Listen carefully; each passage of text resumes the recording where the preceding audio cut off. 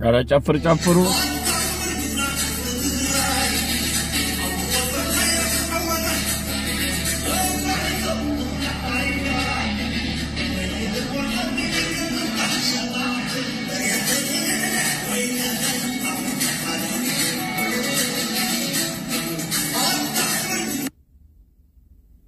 ጎበዝ ለቅሶ ትግራይ ውስጥ ወደ ዘፈን ተቀየረ እንዴ?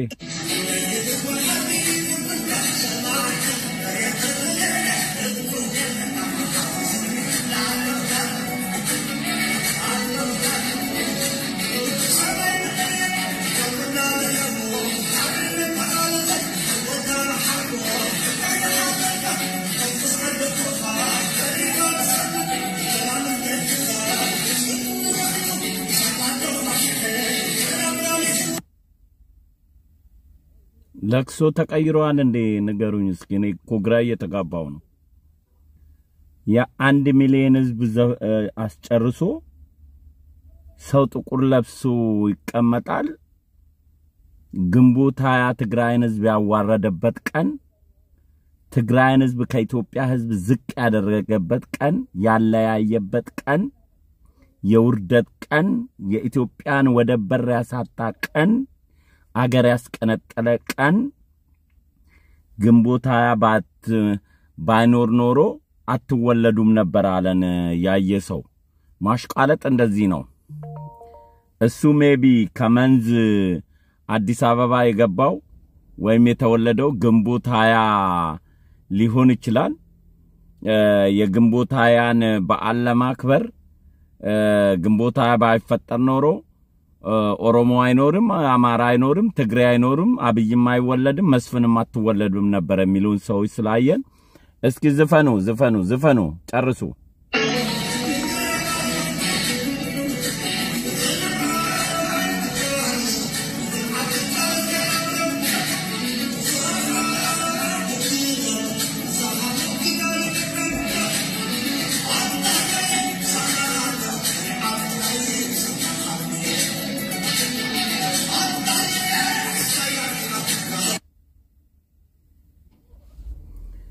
እስኪ ቆይ አንዴ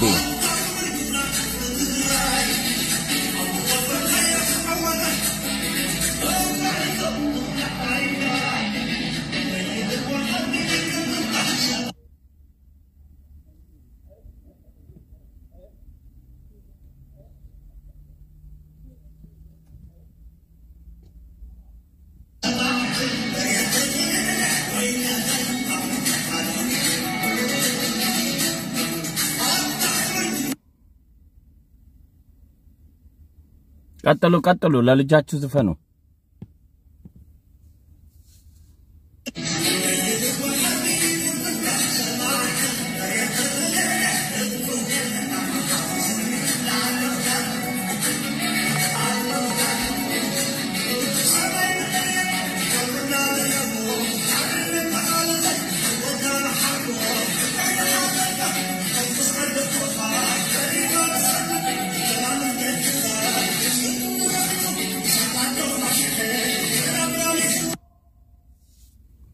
ቆስኪ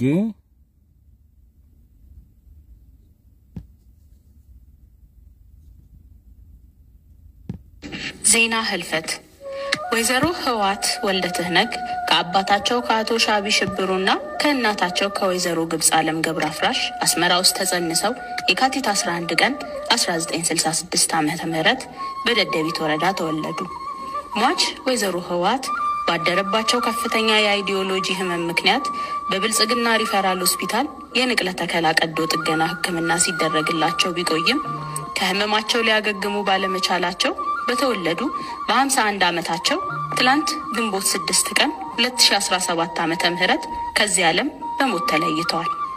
የወይዘሮ ህዋት ቀብር ስነ ስርዓት በተጸነሱበት የኤርትራ ከርሰ ምድር ይፈጸማል ተብሎ ይጠበቃል። ከወይዘሮ ህዋት ጋር በጽማዶና በጥማር ትብብር ሲሰሩ ለነበሩ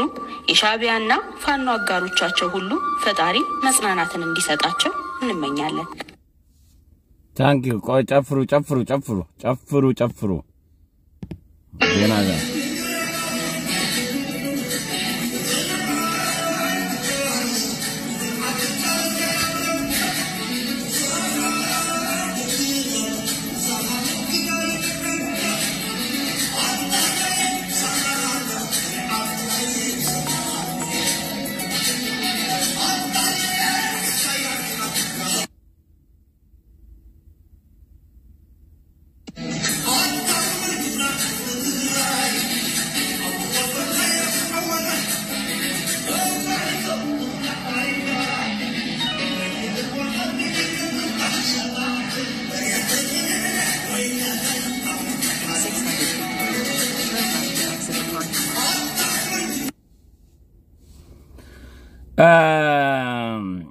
እንግዲህ 1 ሚሊዮን ህዝብ ጨረስን ሻቢያ ቀጠቀጠን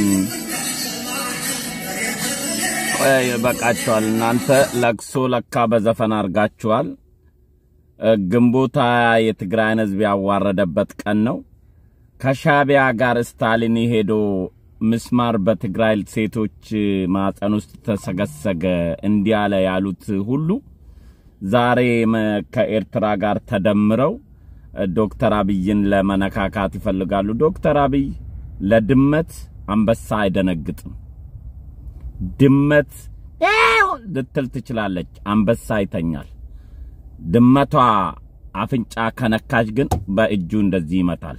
እንደዛ ሰው ነውና ነፍስ ይማር ብለናልኛ መልካም ጊዜ መልካም ቆይታ